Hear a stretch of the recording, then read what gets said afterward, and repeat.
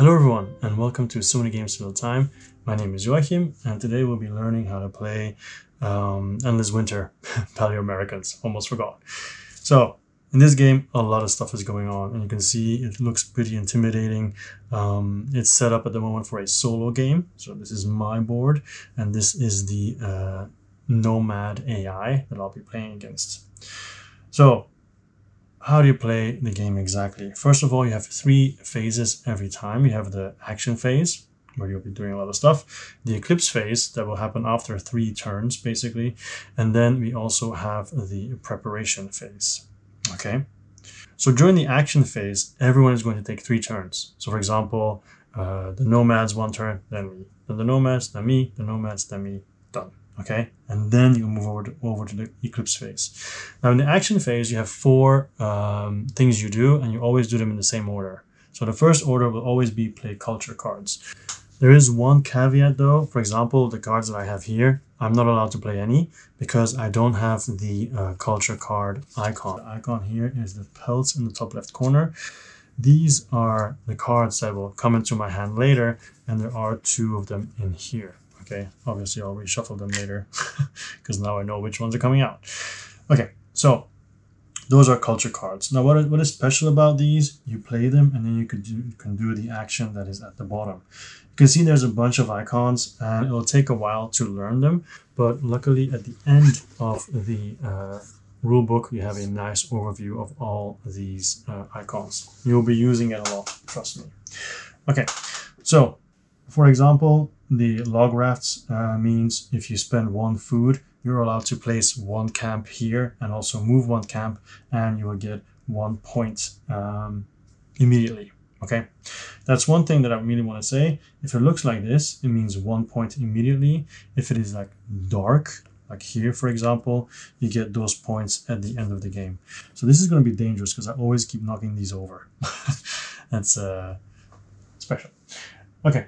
So once again, the light ones immediately, the dark ones at the end of the game. Okay. All right. The first thing you do in the action phase is play culture cards. Now you would play them above your board. Okay. Now watch out. Don't play too many cards because you only have 3 turns and you cannot draw more unless you have certain actions that you have. But otherwise, if you spend them all in your first turn, you're gonna have a problem. Why? If you play 1 culture card, that's fine. That's free. The second culture card, however, you have to discard a card from your hand to be able to play that. So if you have 5 cards, let's say this, and they're all, let's say 3 of them are culture. So you play 1, and then the second one, discard 1, third one, discard 1. Blah, blah, blah, blah. So you end up playing 3 cards and discarding 2, and then have no more cards left. So that's not really a good strategy. So for culture cards, remember, they're very good. They give you points in the game, most of them anyway. They give you a lot of stuff that's really good. But on the turn, you play 1 for free. Second one, you have to discard 1. Okay, very important. And third one, discard 1 again, and so on, so on, so on. Then, arguably one of the coolest parts, I think, happens with you place a figure. So I have 3 of them here. I have my chief, and then my 2 warriors. All right, so I can choose either one of them, and then I have to place them either here, here, here, or here, or make them rest. Okay, that's also an option. What is really special about this game, and I like this, for example, if I go here, I'll go to the top spot. Okay, or top spot here, here, here. You have the infinity symbol. That means you can do these actions as many times as you want. Sometimes there's some caveats, some rules, but you can do them as many times as you want. And once you've finished doing it, you go down to the middle part, then you can do this one once. And then if you're the first one who ever did this action, this round, then you, or this turn, you can get this bonus this round. Yeah, you can get this bonus. Everybody else who comes later, even if it's me, if on my turn I go there again, I do the first one, second one, and then I'm just here, but I don't get the bonus. So if you're there first, you also get the extra bonus that's here. Second place gets nada. So how are these these positions? How are these really good? Well, first of all, you go here and they all have their different names. The first one is initiate, this is develop, this is migrate, and this is hunt. So if you go to initiate, you're going to be able to get more of these cards. So you can see this icon is the same icon you can see here. So if you spend one tool, you see the tools here, right? Here are the tools on your player board. At the moment I have one, for example. You spend one tool and one labor. So labor, those are on the cards. So at this point in time, during the second part of the phase, I can play these cards as well. I could also play any card that has this on it, basically. So, for example, if I play a tribeswoman, okay, then I will get 1.5 labor. And also I could change one food into one tool. Now, this stuff here at the bottom, that's later. That doesn't apply. If I use it here, then this will not be done, okay? For example, my hunter, if I use him while I'm doing the hunting action, he will give me 1 extra labor, and he already gives me 1 labor anyway. So obviously I'm going to play him if I do hunting.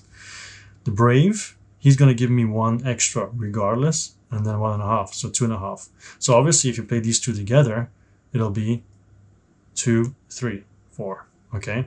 1, 2, 3, 4, 2 halves. And then the tribesmen, they just give you 1 labor. So they're not that good, actually. So you can play these then to beef up your labor, because of course you need to spend it. You can see it here all over. And you can also spend food. Every time you move your resource cube here 1 back on the food track, then you get 1 labor that you can spend. Of course, if you have 0 food, you can't spend it anymore. So yeah, you have all your labor, you have all the tools, and then you can do this as many times as you want. However, you can see here, this icon means you cannot buy the same card multiple times. And when you get the card, anytime, unless stated, you always take the card into your hand, okay? All right. So, but of course, if you take it into your hand, you can't immediately play it to get more stuff. You cannot play it during the same action. Then when you've finished as many times as you want to, remember, infinity symbol, you go down and you can spend food in this time and get any card you want. Can even be, let's say I got this card here, right? I could get the same card in the middle action, but this time it'll go to my discard pile. So I'll be able to use it for future rounds. Also, then I can bury a card. So this is my burial card here, right? The top of it. At any time in the game, whenever this action is here, I can put a card underneath here. And this will give me points at the end of the game, okay? And that card can come from anywhere. It can be a discard pile, can be a card that I just played, can be a card, from anywhere, basically. You just put it underneath, and that's it. So I'll talk more about that later, how that scoring works exactly. Then you go down again. You can get an idol and another bury card if you're the first one there. An idol that is here. So on the idle track, you have 2 sections, all right? So for example, let's say I got this bonus now, I can move one of my idols. I have 2, I have 1 here and 1 there. So for example, if I get here, for every 4 food and tool together, I get 1 point. For every 3, I get 1 point. For every 2, I get 1 point. For every 1, I get 1 point. So if I were here, it's very easy at the moment. I would get 4 plus 1 is 5. If I'm here, it's for every 2. I would only get 2. Because 5 divided by 2 is 2.5, but you round down. 3, I'll only get 1. 4, I'll only get 1. Okay, so that is the offering track. So on the right side, we have the honor track. So as you're moving forward, it is important to know who gets there first. Let's say on my turn, I went to here, right? And then the nomads are here. Then it's their turn again. They will be next to me like this, but I'm still first. If they move up again, they'll be first. Then I have to go next to them first and then up and so on, okay? Always, if you're first, you're always the leftmost is the first, okay? So if you reach this line, you get 2 points. Here you get 3, here you get 5 immediately. And at the end of the game, we will look. Whoever is highest will get this, second this, third this. In a 2-player game, it's only the first 2 that count. So let's say I am the highest, then my cards, if I have 1 to 3 cards, I'll get 6 points. Cards here. If I have 4 to 6 cards here, I get 10 points. If I have more than 7 or more, I get 15. While the nomads, if they have 1 to 3, they only get 3, 6, and 10. Okay, so that's why the order here is important. Here it gives you points for food and so on, and here it gives you points for the cards that you've buried. Also, if you continue getting idols and you've already maxed out, you can get a point. All right, So that is this track here. So let's go on to the second one, because all of these are kind of like connected to another point of the game, basically. So here with the development, if you go there, well, let's just move my guy here, let's take a new one. If you go here, it costs 3 labor, which is very pricey.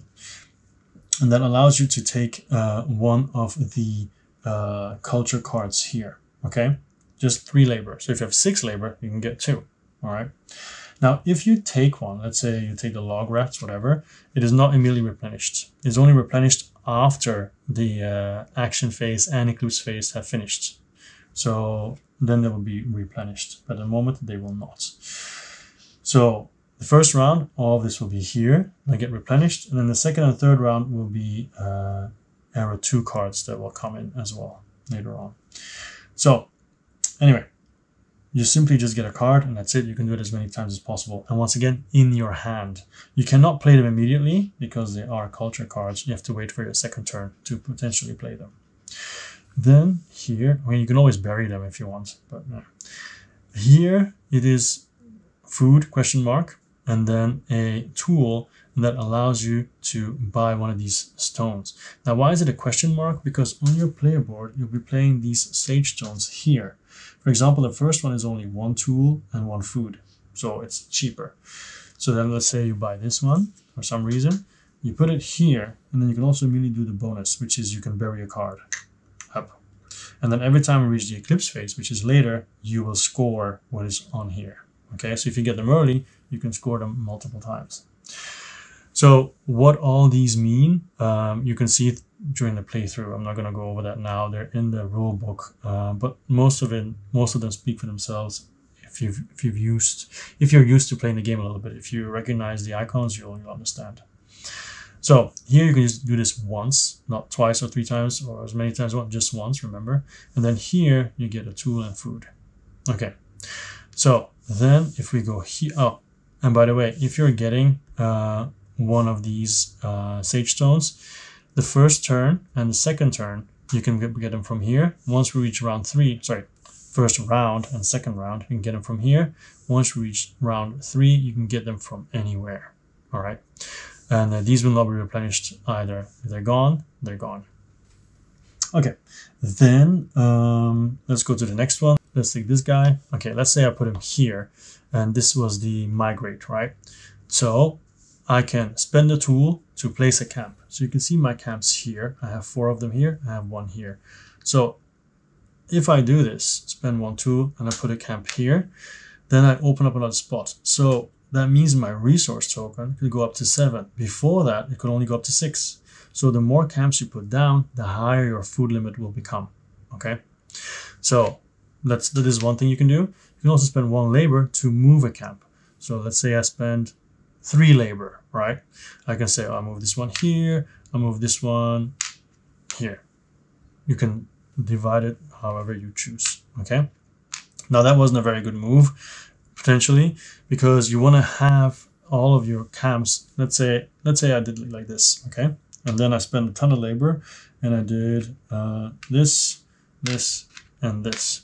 Then I can do the middle action. I can spend 3 food, and then take one of my villages, all right, and put it here. I have now created a village, and you can only do that if the 3 camps are around it. You can only put it in the junction, then in the middle, okay? And once you've done that, you will take all your camps back and put them back on your board. So if your cube is there, it's going to get pushed back and the food will be lost, okay? So keep that in mind. This is the way it starts, all right? For me anyway, this is how it started for me. Because, quick caveat, during setup, you will get a card that will give you your starting resources, right? And they're here.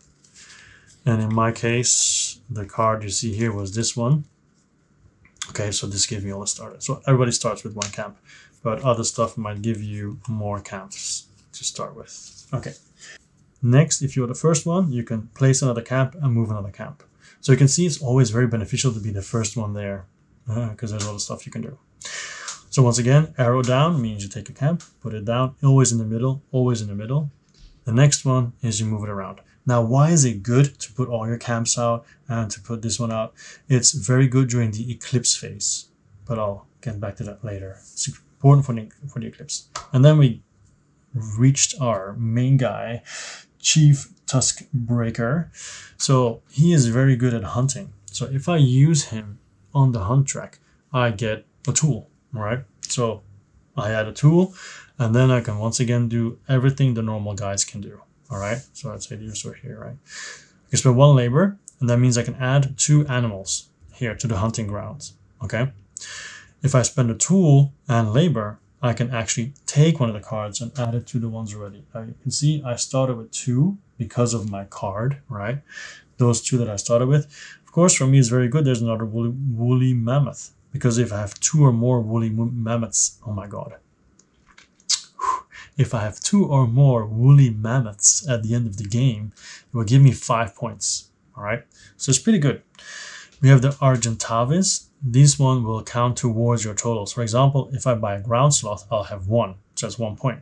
But if I also buy the Argentavis, and I can add him to the ground sloth, and then suddenly I have 3 points because I have 2. You can see he's a rainbow, so he can be any animal at the end of the game. If you have multiple of those, you can assign them to multiple sets. Also, the animals can be used for something else, and that is the next point here. That means you flip them over, you tip them. So if let's say I own these, right? I can tip them to do the action underneath the animal. But once you tip them, you can no longer score them at the end of the game. So for example, if I tip this guy, he gives me 1 tool and 4 food. If I tip the mammoth, he will give me maximum amount of a maximum amount of food. If I tap the Argentavis, I can go up 2 spots on the shrine here, the idols. Okay. Some other examples, the woolly rhino. If I tap him, I get 6 food. You can only tap them once, and once you do that, they're tapped out. Sorry. Okay. So then, what else? This is this area. Of course, you can see there's only 6 spots. You cannot go higher than 6. All right.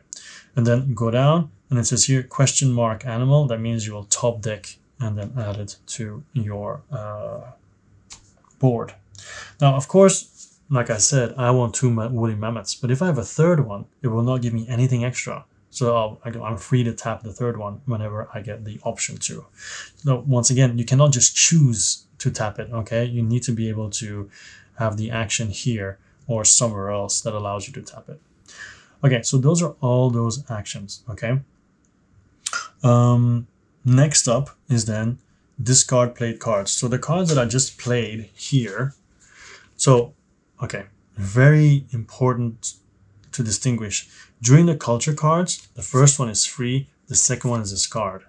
The second part, when you play a figure and you play cards to give you more labor, that doesn't apply anymore. Okay, then you're free to play 3 cards, it's fine. There's no limit towards it. Then the cards that you've played here, they're all discarded. They go to your discard. And then is the next player. Do that 1, 2, 3 all over again. And then we go to the Eclipse Phase. So you move the round marker, so this mammoth, to the Eclipse Phase. So the Eclipse Phase, you're going to, before you do that actually, on your 3rd turn, you have to prepare your Eclipse pile. What is your Eclipse pile? And that actually brings me to something that I forgot to say. These guys go to these 4, right? Him, I guess you can also rest him, but I wouldn't see why. You can also rest them, put them down, right? And if you rest them, you get to draw a card from here, from your deck. You can also tip an animal if you want. And then during the Eclipse Phase, this will give you 1.5 labor, because all the cards that you decide to put in the Eclipse pile here, they will give you labor. Labor to influence the turn order, okay? So, they say prepare your pile. What does it mean? Let's say I have 5 cards. I played 3 of them. They're in my discard pile. I have 2 left. I could, if I want to, at the end of my 3rd turn, before other players have done their 3rd turn, I could put them here, okay? And then they will count towards my Eclipse pile. Then when everyone is done, we will check our Eclipse value. So let's say I flip these over, up, and I have 1, 2, 3.5, thanks to this guy. So 3.5 labor. So 3.5 labor. And then you compare to everybody else. So, okay, I have the most. All right, that means I will now become first on the track order, and I will also get the benefit that is next to it. If there's a tie, let's say there was a tie now, we both have 3.5, then we swap positions. Okay, so that's how that works. All right, so we reveal the Eclipse piles, we've done that. Second one is determine new turn order, we've done that, and then receive benefits. So this is a Megalith. Talk about that more later, because it's coming, don't worry.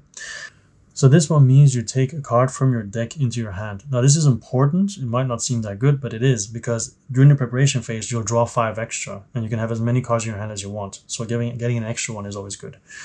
This is an idol, so you can move on any of the tracks. This is a tool, so you increase it. And this is food, you increase it.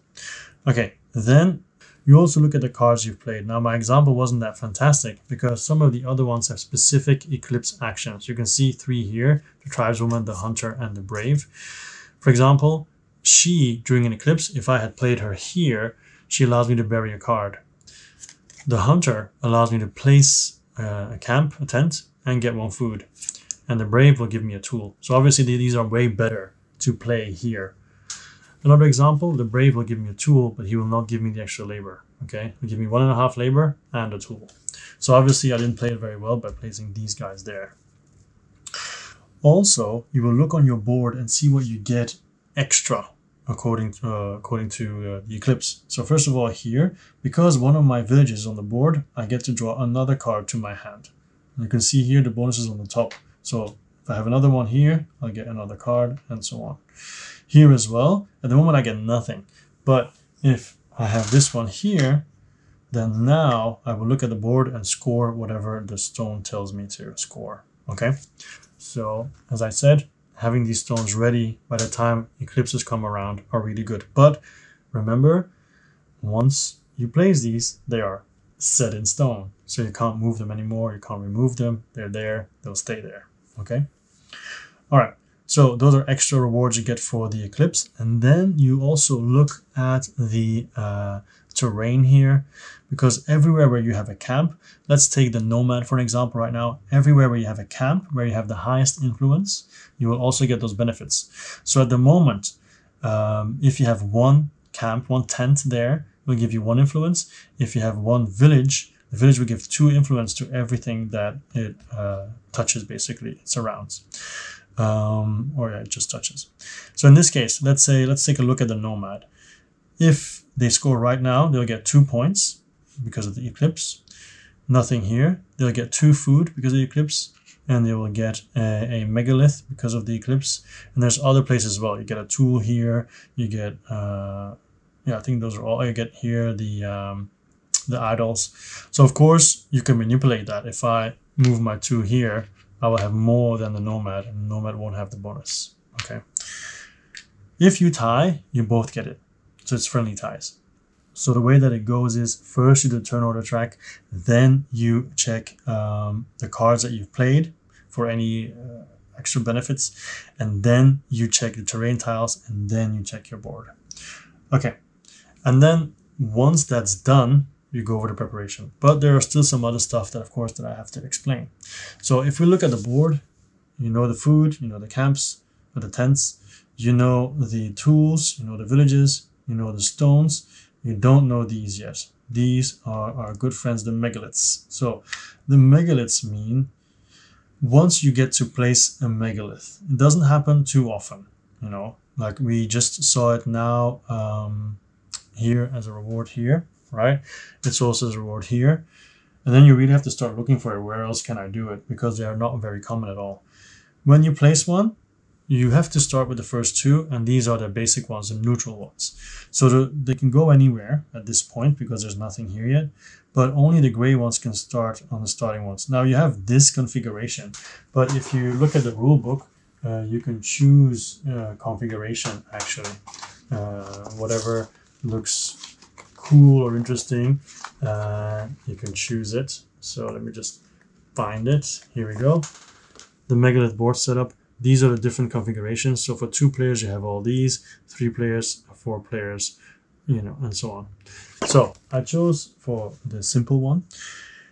So all of these give you stuff. I mean, some of them you might recognize already. Okay, I know this is 2 tools, whatever.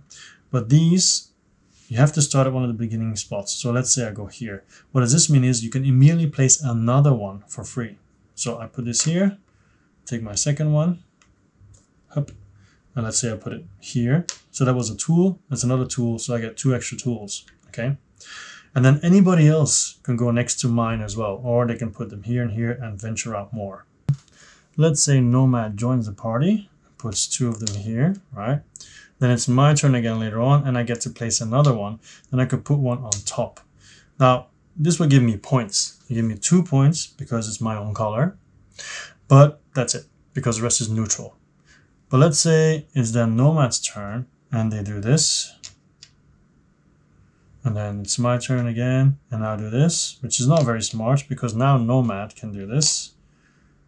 Up. And this allows them to then score 2 points for their color, 2 points, that's 4 points, and they also get 1 point for my color, so that we get 5 points now, okay? So if we change it to this, that would mean 2, 4, 5 for me, because 1 point for their color, 2, 2 for me. But you can see, if we then very quickly fill everything up here, it could actually happen that you can do another one. If this happens, then you only score for the 4 immediately underneath, not everything else. Of course, this is massive. This is 10 points for me. 2, 4, 6, 8, 10. But that's not going to happen a lot. But it is possible to actually have a pyramid like this and actually keep going, I guess. But I think you need a lot more tiles if you want to keep going. But those are the megaliths. That's how that works. Okay.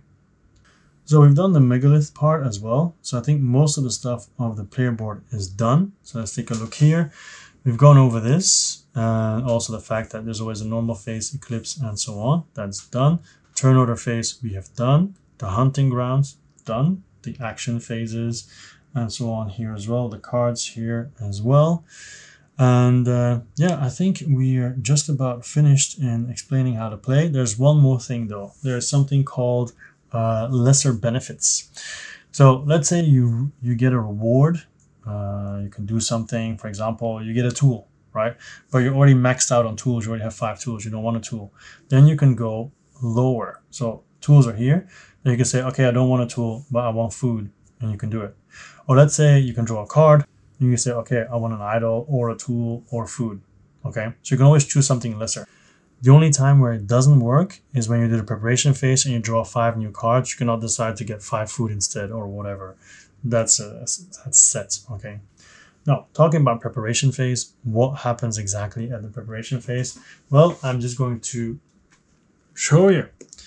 So, first of all, if it's the final round, it's at the end of the round. Everyone has done 3 turns. The eclipse phase is done. You've done everything. Then it's time for preparation. Now, if it's the final round, obviously you do final scoring. If not, then the mammoth will move to the second round. And then all the figures will return. You add up to the amount of animals that are needed. So, for example, if there's these 3 left, nothing will happen. If there's only 1, I'll add 2 because it's always 2 plus 1 if you play with 2 players. So it says refill the hunting grounds by drawing new animal cards from the deck and place them face up in the hunting ground. So there's 1 more card in the number of players. So at the end of round 1, you're going to refill all the empty spaces here from the culture cards, only the empty spaces. And in solo mode, you can't even move stuff around, okay? You just fill up the gaps. And then in round 2, you're going to be removing everything, all right? At the end of round 2, sorry, you move everything. And then you remove this card, put it here, and then you add all the level 2s. And round 4, you fill up the gaps with level 2s, okay? Then also at the end, then you draw 5 cards and there's no limit to the amount of cards that you have. And then you do it all over again. And then we have final scoring. So final scoring, first of all, you do the offering track. You check how much food and tools you have, how far you went, what you get. Then secondly, you have the honor track. You will reveal the cards you have in here and get all the points to do with that. So it's not only the amount of cards there, but the cards you put in there can also be points. For example, if you put, let's say you have trapping, all right, you've used it already, it's in your discard pile and you decide to bury it. You bury it and it'll give you 1 point at the end of the game, no matter what. And then also it'll count towards the numbers here, depending on how high you went. So even if you never went up here, you'll still get the points. Okay, so it's always a good idea to get these cards and to bury them if you don't think they're that useful anymore. And then the tribe cards and the culture cards. So once again, all the points that you have on those cards.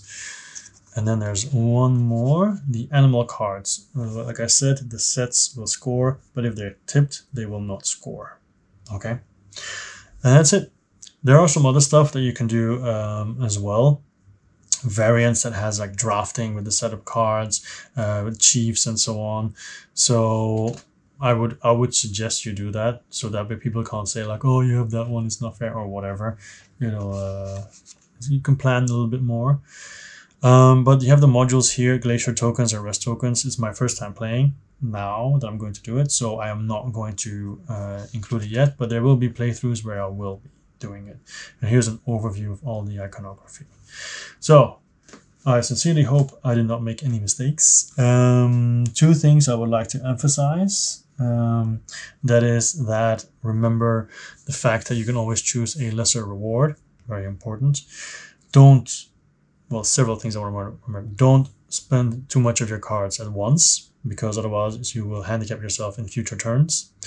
And also remember during the culture cards, the second card you have to discard.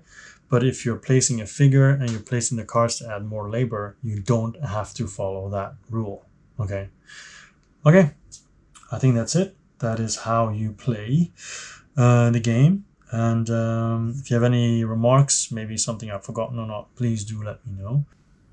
Okay, now it's time to explain to you how the solo is specifically different, because you can see the solo board is here. You already notice you have the resource tokens, you have the villages, you have the megalith tokens, and you have a random chief. Skill doesn't matter, and the two warriors, they're already there, but that's it. You don't need the actual cards of the nomads because they have their own deck. You can see the deck is here. This is the Nomad deck that I've already shuffled. All right. And you also use the burial card. Burial card here. You have a token here. This is the easy mode. This is the hard mode. Okay. So you can see village or a camp. They start with one random animal. So you just take it from the top, put it there. They also have map cards. These are the map cards. You shuffle them, you reveal one, and that is where you put their tents. This is an overview card for reference for the points they get depending on the animals. This here, these are 10 cards. This is their sacrifice pile. Okay, you have 5 in level 1 culture cards, 5 level 2. So you take 5 random ones, level 2, 5 random level 1, put it on top. There's their sacrifice pile. Put it here. Cards from the sacrifice pile will most likely end up here underneath. Okay. Nomad will also be first in the turn order, by the way. So you can see here I am second. And normally when you start, you will draw 2 starter cards and 2 chiefs and then choose from that. But honestly, at this point, I've just chosen a chief and just took a random starter card before I read the rules. So I'm not going to go back on that. I'll just, deal with the stuff I have. Okay, so that is basically the setup. That's how you get it going. So what does the Nomad do? To know what a Nomad does, you will always take this card and then flip it over. So as you can see, they go here, right, at the bottom, because they don't really look at these actions, okay? You just do what it says here. So it says here, get one of the stones. Now they need to be able to pay for it though. But as you can see, they start with 0 food and 0 tools. So they can't pay for it at all. And then you will look at this ingenious card. Basically, it'll show you what you have to do. So here you have the stone. Okay, you can't do it. You go to the right. Okay, place a megalith. They can place a megalith. So they'll put it. And then the question is, of course, where you put it. Well, you look at the arrows on the card. So it says here to the right. Okay, so it's going to be here. The big arrow goes to the right, the small one to the other one on the bottom. The small one you only use if the right one is not enough. So if you go to the right and there's two equal ones, then you'll go to the bottom one like that. So to put it here, then they'll take another one. So you can go here or here. So like now it's equal, right? So instead of there, it's just going to go here, which gives him one tool. So that's done. So if for some reason the Nomad was not able to place a Megalith, then it would have buried something. If that would not have been able, they would have got a tool, and so on, so on, so on. That's how it works, basically. All right, next step is the culture card. So the culture card basically means you will just once again look at the card. So this means you go all the way to the right and then the bottom one because an arrow down. So they will take this card and put it on top of their sacrifice deck. Okay, put it on top of their sacrifice deck, and then if there's no card here, they'll just simply bury a card. Okay, so I'm going to put it back. All right, so that is just an example. So this is what they would do that turn. But let's say it is another turn. They will take their second card, put it on top, and then the layer will stay the same. I mean, it won't stay the same. It will stay, and you will cover the other two. So now they'll go hunting, and there's no one here yet, so they get the bonus 2 normally. And then you do what it says here, plus the bottom action. And then for their third turn, they'll be doing this. So as you can see, on their last turn, they'll be doing quite a bit of stuff. Okay, so it's not very easy. All of these actions are explained in the rulebook, specifically what they do here. Okay, so for example, when you talk about idols, they will go to honor track first, and once they reach the top, they will then go to the upgrade space. Then a tool, of course, they get a tool. Food, they get a food. And once again, if they already have a tool maximized or the maximum food, they just do whatever is underneath it. Okay. Culture card was explained. Bury a card, you just take the top here, put it on the bottom there. When it comes down to getting an animal, they would always go for the animal that they're collecting. But right now, there's no cat here, so they would go use the arrows. So use the right column. It's going to be the woolly mammoth. If there's more than one, they would use the bottom card. Okay, but if they're collecting something, they would go for that. And they will never have more than 4 of one type. Of course, if it's a woolly mammoth, they will stop at 2. Okay. That makes sense. Then gain a random animal card, of course, the top deck. Reveal, they will just do it the way you normally do it. So if they have an Eclipse card like this, this action, then they will take the top card of their Nomad deck and put it in their Eclipse pile. Okay, because as you can see, all of their cards, they also give labor, all right, for the Eclipse phase. All right. What else do we have? We also have glacier scoring. So they will immediately score 1 point. Like for example, this one here, they will score 1 point for each tile, glacier tile with their camp on it. So if this came out now, they'd score 2 points immediately. Then the Sacred Stone, we said that. The Megalith, we already did that as well. It's also important to point out again that they do not get this benefit. They just block it, but they do not take it. Okay. All right. Anything else that we should then look at is build a village. So I'm looking for the icon here. These basically means build a village or relocate camps. That means that if their tents are in the perfect position to build a village, so I'll put this away. Let's say they're like this, okay? Then they will build a village, boom, and their tents, they will not go away. They will never, ever leave the board. His or her tent will always be there. Okay. So what do you do then? You reveal the next map tile, which, as you can see, always has 2 tents in the middle and 3 tents on the outside. You will be able to take the 3 on the outer ring, so these 3, and they will be replaced to these 3 spots. So 1, 2, 3. There we go. So it's farther ahead again. Now, if it so happens that you cannot build one, well, now they can, But let's say it's like this, okay, we cannot build one. Then you flip the next one over, and then the 2 on the inner ring will change. So they're going to go to the top, which in this case is here. And that does not create it yet, but then maybe next time it will. So basically those are all the actions that the Nomad player does. During the Eclipse phase, they score all the cards that they have there. You just add up the labor, and then you adjust the turn order track, and they will get the benefit. If they can't get the benefit, once again, you will follow this card to make sure what they do get. And then they will also score the spaces on their board, except for the stones.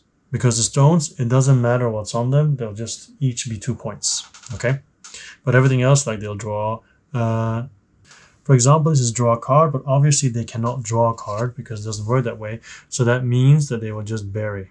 Same thing, if they can ever gain one of these, they don't gain these cards. They'll just end up getting a tool if they would ever gain this reward, okay?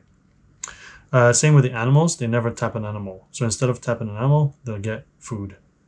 Okay, so if it's an arrow through, it means they can't do it. Okay.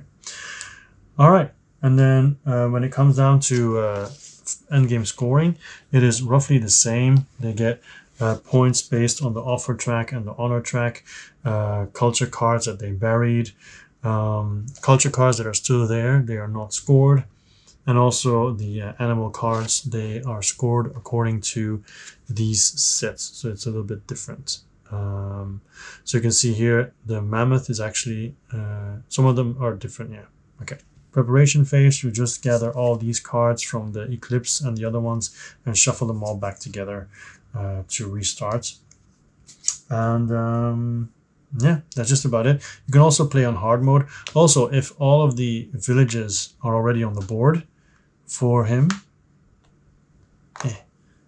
then you can put this token on instead of the village, and then that's it.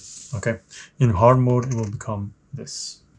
The difference being is that this gives 2 influence, this gives 1 influence.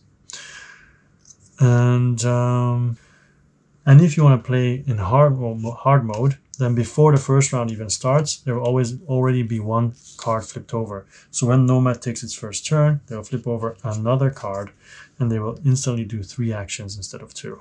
Well, 3 actions instead of 2. So obviously it will become more difficult. All right, so I think that does it for both. Of course, it's always good to double check the rule books and everything to make sure nothing is missed. And yeah, I hope you have a great time playing this game because it looks awesome. And I invite you now to join me for the solo playthrough that I'm going to do right now against Nomad. Hopefully I will win, but I don't think so because it's my first time. Hopefully I'll see you there. My name was Joachim, and always will be. This was So Many Games All the Time. I'll see you next time. Bye-bye.